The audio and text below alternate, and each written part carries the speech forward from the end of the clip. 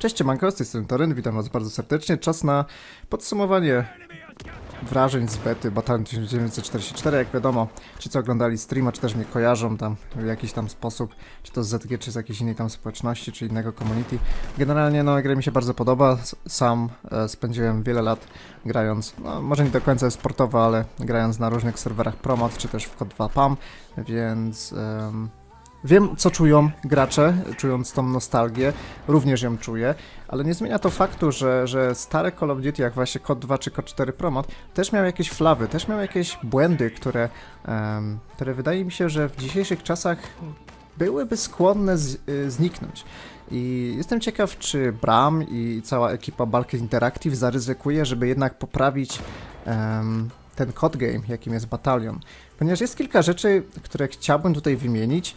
Jest to w pewien sposób krytyka, nie jest to nic w formie negatywnej, że będę hejterem i tak dalej, ponieważ gra mi się bardzo podoba, będę w nią grał, bez problemu, będę ją wspierał przez 2018 na pewno, więc mam kilka ciekawych sugestii, prawdopodobnie ten film będzie miał angielskie napisy, więc wyślę filmik do ekipy, do Bulkhead, być może w jakiś tam sposób skomentują to, i wtedy wam przekażę, co powiedzieli. Więc co było nie tak w becie? Po pierwsze, gun balance. Wiadomo, arcade to arcade, tak? Ale jednak o casualach też warto nie zapominać, tak? I warto by było się troszeczkę podrasować reputację pod tym kątem, ponieważ niemal każdy popularny youtuber, recenzent, od którego naprawdę wiele zależy, ponieważ jednak tych nowych graczy, tą świeżą krew do batalionu musimy jakąś mieć, tak?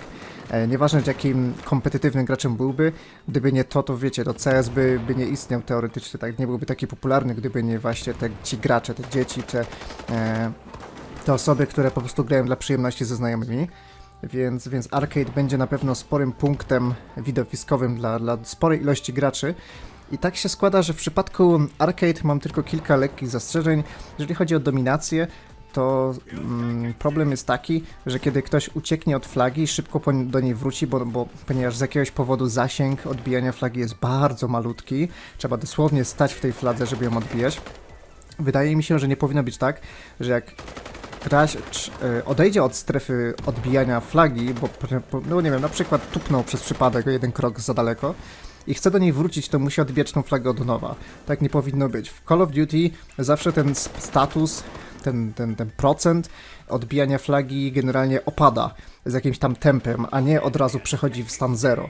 Więc mam nadzieję, że w Battalion zrobią taką mechanikę, że po prostu ten status się cofa, niż żeby od razu się resetował do 0, ponieważ jest to troszeczkę głupie. Jeżeli nie, to chciałbym zobaczyć większy zasięg, wokół którego możemy stać przy tej fladze. Oprócz tego, moim zdaniem flagi są umiejscowione w idiotycznych miejscach na mapkach, zwłaszcza na Coastal, ponieważ te flagi są umiejscowione w takich pozycjach, gdzie generalnie nie masz szans się gdzieś schować. Jest bardzo dużo flag na mapach, gdzie generalnie nie ma żadnego covera, po prostu stoisz na fladze i liczysz na to, że kogoś zdejmiesz, nie mając żadnej osłony. A jak wiadomo, gracze są dość greedy, jeżeli chodzi o odbijanie flag i zawsze będą chcieli odbić flagę na 100%, nigdy nie uciekną ze strefy, nigdy się nie poddadzą, zwłaszcza w batalionie, gdzie jak uciekniesz, to musisz od nowa odbijać, a to trochę trwa, więc myślę, że to jest troszeczkę do poprawy i warto by było coś na ten temat pomyśleć. Oprócz tego, że chodzi o wszystkie tryby arcade, uważam, że powinni wprowadzić spawn protection na 2 sekundy, więc kiedy się respimy przez 2 sekundy, nikt nas nie może zabić. To dlatego, że bardzo często występuje spawn camp w grze, zwłaszcza na dominacji TDM. Na CTF nie ma to jakiegoś wielkiego problemu, natomiast na dominacji TDM spawn camp jest ogromnym problemem, ponieważ rotacje są strasznie nieprzewidywalne i nie do końca rozumiem, jak to działa. W dominacji z reguły respisz się tam, gdzie masz odbitą flagę, natomiast w TDM to jakoś dziwnie działa, przechwytujesz strefę i czasami jesteś skłonny się nawet zrespić dosłownie przed twarzą przeciwnika, więc spawny też wymagają pewnych poprawek. A tak szczerze to, jaką miałbym jeszcze sugestię co do arcade? Bardzo chciałbym zobaczyć 2 rundy. Czyli gramy 4 minuty jedną rundę, potem jest zamiana strony 4 minuty drugą rundę. Dlaczego tak? Ponieważ chciałbym pograć każdą stroną, tak? Chciałbym zagrać każdym karabinem, jaki jest w grze, żeby mieć prawo wybrać dowolny karabin, jaki jest dostępny, niż na przykład być przyczepionym na, że gram TDM Axis, a później przechodzę nagle, gram dominację Allies. Chciałbym zagrać na 2 rundy, bardzo bym prosił. Byłoby to naprawdę miłe i przede wszystkim w porządku i sprawiedliwie w stosunku do graczy i drużyn. Tyle co do arcade. Jeżeli chodzi o gun balance, to będziemy się tutaj skupiali, jeśli chodzi o competitive i gun balance niż arcade, bo na arcade można biegać z czymkolwiek, możesz wziąć 6 snajperów, no problem. I właśnie a propos snajperów. Snajperzy są mocni, no nie ukrywajmy, zawsze w Call of Duty snajperzy byli mocni, możemy quickscopować, jumpshotować, spoko. Czy broń wymaga nerfa? Nie. Czy jest cokolwiek, co można poprawić, zmienić, żeby nie była aż tak mocna? Tak, ale nie oznacza to, że musi to być nerf. Sikax bardzo dobrze zaproponował, Bram powiedział to na streamie, że prawdopodobnie to zrobią, ale powtórzę to jeszcze raz, unzoom, szanowni państwo. Jeżeli strzelę będąc na scope'ie, to chcę, żeby gra automatycznie mnie z tego scope'a wyrzuciła, tak jak w Counter-Strike'u. W tym momencie tracę czujność na to, co się dzieje, ponieważ to było głupie, że możesz być cały czas na scope'ie i generalnie bić tyk, tyk, tyk, tyk i strzelasz do wszystkich, nie musisz w ogóle unscope'ować. Wydaje mi się, że unscope powinien być obowiązkowy w grze, to nie jest... Nawet kuźwa Battlefield chyba ma coś takiego, że ma unscope. Nawet w Call of Duty nowsze mają takie rzeczy, więc naprawdę muszą coś pod tym kątem zrobić, to jest na pewno dobra forma balansu. Oprócz tego musi być aim kick wprowadzony pod recoil, czyli w momencie, gdy strzelę, mój celownik powinien się przesunąć do góry, czyli tam jakiś tam kierunek, żeby nie był cały czas, nie stał w tym samym miejscu. To jest duży problem, który aktualnie doskwiera Kar 98 Ironside, czyli na Riflemanie, ponieważ na Kar 98 w momencie, gdy strzelisz, celownik stoi w miejscu, więc generalnie masz laser. Nie ma żadnego recoilu, nie ma żadnego odrzutu, nie ma żadnego aim kicka i wydaje mi się, że powinni to delikatnie podnieść. Ja wiem, jest ogromna ilość osób, ogromna ilość fanów Koda 2, Koda 4 i wiem, że chcecie, żeby gra była wręcz identyczna jak Kod 2, Kod 4. Problem tkwi w tym, że ta gra nigdy nie będzie jak Kod 2, Kod 4. Oni tylko, że tak powiem, zimportowali pewne najfajniejsze mechaniki z danych tytułów i próbują zrobić to na swój sposób i wydaje mi się, że można jednak zrobić Kara, który jest przyjemny, jak na przykład teraz, ale jednocześnie jest też wymagający. Tak samo jak na przykład ktoś złożył fantastyczną propozycję, żeby snajperki nie miały takiego ROF, żeby strzelały wolniej. I to też jest świetna propozycja, ponieważ to wynagradza skill, a w końcu słyszałem, że Batalion chce być bardzo kompetytywną, skillową grą, więc obniżenie ROF na snajpie też brzmi jak świetny pomysł, bo wtedy gracze zamiast robić jakieś pseudo-shoty licząc na jakieś niesamowite fliki, po prostu musieliby wykazać skill, czujność, refleks i oczywiście fenomenalną celność do tego, żeby wykonać ten frag z tej snajperki. Więc naprawdę jest dużo fajnych opcji, które wcale nie muszą rujnować, że tak powiem, zadawanych obrażeń ani jakiegoś tam feelingu z karabinu. Natomiast rzeczywiście można wprowadzić kilka bardzo malutkich zmian, to może być nawet kwestia pół sekundy, nawet 1/10 sekundy, która może drastycznie zmienić, że tak powiem, postrzeganie pewnego karabinu w grze. Jeżeli chodzi o inne karabiny, szczerze powiedziawszy, nie mam zdania. Wydaje mi się, że Bar ma troszeczkę taki RNG rozrzut, jeszcze nie rozgryzłem patternu, ale strasznie dziwna broń, próbowałem ominąć Bara jak tylko się dało. STG jest jakoś łatwiejszy do kontroli. Generalnie, jeżeli chodzi o shotguny, czy SMG, czy takie klasy, to nie mam z tym żadnego problemu. Wydaje mi się, że wszystko jest w porządku. Natomiast bardzo dużo osób właśnie psoczy na snajpy i na Riflemana w Axis, więc chciałem po prostu przytoczyć ten temat, ponieważ jest dość kontrowersyjny. I z tego powodu, wiadomo, w Batalionie nigdy nie uda się zrobić tak, że bronie będą zbalansowane, że wszystko będzie, że tak powiem, na równi, bo to jest niemożliwe, więc zawsze będzie to wiadome, że jest klasa, która będzie mocniejsza niż reszta i wydaje mi się, że bardzo fajną koncepcją na tryb Wartide byłoby po prostu zredukowanie ilości kart na start dla tych najlepszych klas, więc załóżmy, że w tym momencie najmocniejsze klasy to jest, powiedzmy, no SMG i Marksman, a w Axis ewentualnie jeszcze Rifleman, no ale nie wiem, załóżmy, że na razie tylko SMG i Marksman, więc jakby tak spróbowali na Wartide, nawet na przykład na jeden test patch, nawet jak przed premierą, jakby jakaś alfa była bonusowa czy coś, na jeden dzień przetestować, jakby po prostu na start zamiast 3 kart dać 2, na Marksmana i na Pathfindera, jestem ciekaw jakby wyglądał Scream, jakby wyglądał 5v5 match z ustalonymi drużynami, że grają 2 staki po 5 osób z pełną komunikacją, którzy wiedzą co robią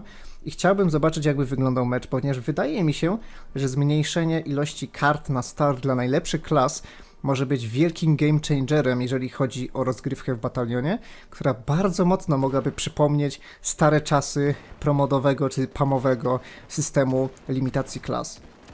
Nie sądzicie? Mam nadzieję, że w ten sposób się takim tokiem rozumowania może się dogadamy w jakiś sposób z deweloperami.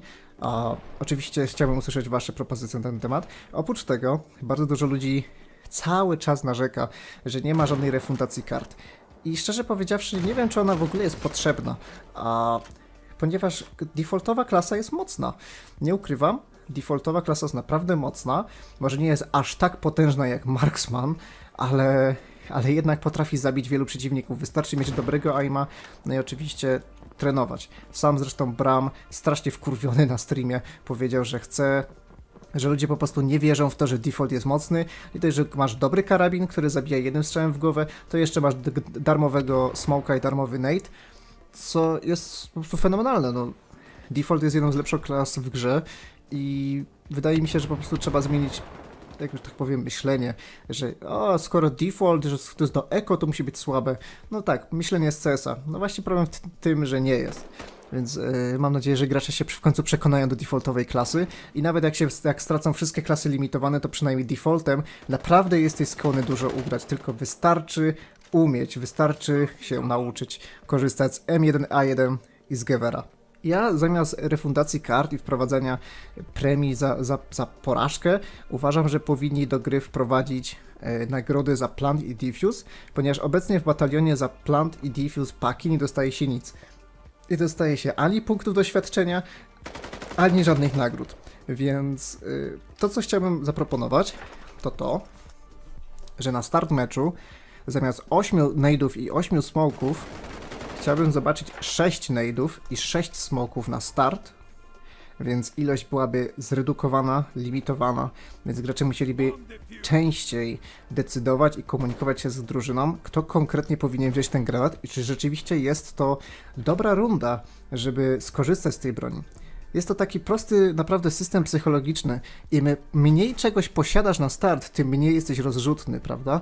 Więc wydaje mi się, że te limity, jeżeli chodzi o smoki i granaty, są za duże. Jakby tak zmniejszyć o 2 do 6 z 8 i wprowadzić darmowego smoka i darmowy nade za każdy raz, kiedy splantujesz lub rozbroisz bombę, to myślę, że miałoby to jakiś sens, ponieważ taka forma rozgrywki w późniejszych rundach byłaby skłonna zmienić naprawdę przebieg gry w SND, ponieważ zauważyłem, że po becie bardzo dużo osób po prostu gra na kille, gra jakby elimination game, zamiast plantować pakę, zamiast skupiać się na obiektywie i bardzo często nawet paki zostają na respie i w ogóle takie rzeczy, ponieważ mało ludzi jest skłonne odważyć się zaplantować pakę, dopóki nie mają pewności, że jest obstawa i nikt nie jest przy bombsite, ok? Natomiast jak wiadomo, tam podkładanie bomby i rozbrojenie jest dość długie w batalionie, a naprawdę wydaje mi się, że powinniśmy grać częściej na pakę, więc przynajmniej w taki sposób można by było wynagrodzić drużynę za to, że w ogóle mieli chęci do zaplantowania czy zdefuzowania. Po prostu dać bardzo prostą nagrodę, 1 nade, 1 smoke. I szczerze powiedziawszy, to tyle, jeżeli chodzi o batalion i betę. Pomimo tych kilku minusów, naprawdę przekonałem się do gry, bardzo mi się gra podoba, a feeling jest świetny. Animacje, nie wiem czemu ludzie strasznie psaczą na te animacje, mi się animacje nawet podobają, jest to strasznie oldschoolowy koleś, bardzo mi się podoba animacja M1 Geranda, jak koleś trzyma w momencie, gdy uruchomisz sobie w konfigu model broni, jak w COD 2, że masz -5, -2, to naprawdę fajnie to trzyma, nie wiem z czym ludzie mają problem, być może dlatego, że uwielbiam takie proste mechaniki. Ktoś kiedyś proponował, oglądałem jakiś filmik na YouTubie, że koleś chciał, żeby w batalionie była animacja jak w Battlefield 4, że na przykład zanim zaczniesz sprintować, to masz jeszcze dodatkowy status animacji, że broń nie jest tak jakby trzymana między pozycją standardową a pozycją przy biodrze, więc nie wiem, czy miałoby to jakikolwiek sens, skoro można strajfować w pół sekundy, więc mam nadzieję, że takich rzeczy nie będą wprowadzać do gry, a skupią się jednak na tym ważniejszym aspekcie. Z tego co wiem, Bulkhead na razie spokojnie czeka, aż się gra rozwinie. Przejdziemy te kilka tygodni, kilkanaście dni od momentu Early Access i wtedy dopiero będą się zastanawiali nad zmianami w balansie. Natomiast wydaje mi się, że sugestie, które tutaj zaproponowałem, mają jakieś szanse wpłynąć pozytywnie na rozgrywkę. Wystarczy tylko przetestować. Naprawdę to jest jedyne, czego oczekuję. Chciałbym po prostu te moje sugestie przetestować. Oprócz tego, na samo zakończenie, ostatnia informacja jest taka, że Pansy miała fantastyczną propozycję, ponieważ ona wie, co to znaczy skill, ona wie, gdzie jest skill. Skoro gra jest skillową grą, skoro Battalion ma być skillową grą, to dlaczego jest prone w grze? Nie wiem jak wy, ale ja w Call of Duty nigdy nie byłem fanem leżenia, ponieważ leżenie nie wymaga żadnego skilla. Jest to najbardziej pussy game of movement, jaki możesz zrobić w grze. Po prostu leżysz albo dropshotujesz. To nie jest żadna skillowa mechanika, to jest po prostu naciśnięcie przycisku i tyle. Twoje ciało się obniża, twój hitbox się obniża, więc ty jako przeciwnik, który do niego strzela, też musisz się specjalnie obniżyć albo zrzucić twój celownik w dół. I nie wiem, czy rzeczywiście Battalion musi skończyć na tym, że prawie każdy strafe, jak jest wykonywany, kończy się dropshotem, kończy się zrzuceniem w prone, albo na przykład od momentu, gdy w grze nie ma prone bloku, nagle gracze specjalnie gliczują się w przedziwnych miejscach, gliczują nogi w ścianach. Nie wiem, czy jest to coś, co naprawdę chciałbym w tej grze zobaczyć. Tak jak mówiłem, gra wykorzystuje najfajniejsze elementy z COD 2, COD 4 i troszeczkę z CS-a, ale to nie zmienia faktu, że może mamy szansę w dzisiejszym roku, w tym roku, dzisiaj, jutro, pojutrze, w następnych najbliższych aktualizacjach z gry możemy zmienić grę na lepsze. Wystarczy spróbować. Nie wiem, jakie jest wasze zdanie na temat prone, na temat leżenia, ale z mojej perspektywy ja popieram zdanie Pansy i uważam, że prone nie jest w ogóle potrzebny do tej gry, ponieważ to... Nie wiem po co jest ten prone. Chyba tylko i wyłącznie dla samego poczucia tego, że możesz się położyć w grze, że możesz zrobić strafe jump i po prostu się od razu położyć jak do starych czasów. Wydaje mi się, że powinniśmy myśleć mniej nostalgicznie na temat Batalionu, ponieważ jakby nie patrzeć, będzie to tak czy siak nowe doświadczenie, niż patrzeć rzeczywiście przez ten obraz nostalgii, że takie mechaniki były w grze i dlatego uważamy, że były dobre. Tak na przykład dalej ludzie myślą, że Bounce był dobry. Jak skoro to był taki naprawdę bardzo chamski glitch, nie? Jestem ciekawy waszego zdania, piszcie w komentarzach co myślicie. To tyle ode mnie, mam nadzieję, że podobało wam się. Wracam 1 lutego na streamy na twitch.tv.justorem, będę streamował Battalion. Będziemy grindować do 10 poziomu, żeby móc zacząć grać rankedy. Oprócz tego planuję kilka innych materiałów na tym kanale. Zachęcam też na zdobywców gier, to jest taki drugi kanał, który prowadzimy z kolegą od kilku lat. Tam głównie taki multigaming i speedrunning, więc troszeczkę inny temat, inny content niż to, co tutaj oferuję, więc zachęcam. Twitch.tv/zdobywcy gier. Tyle ode mnie, trzymajcie się, hej, do usłyszenia!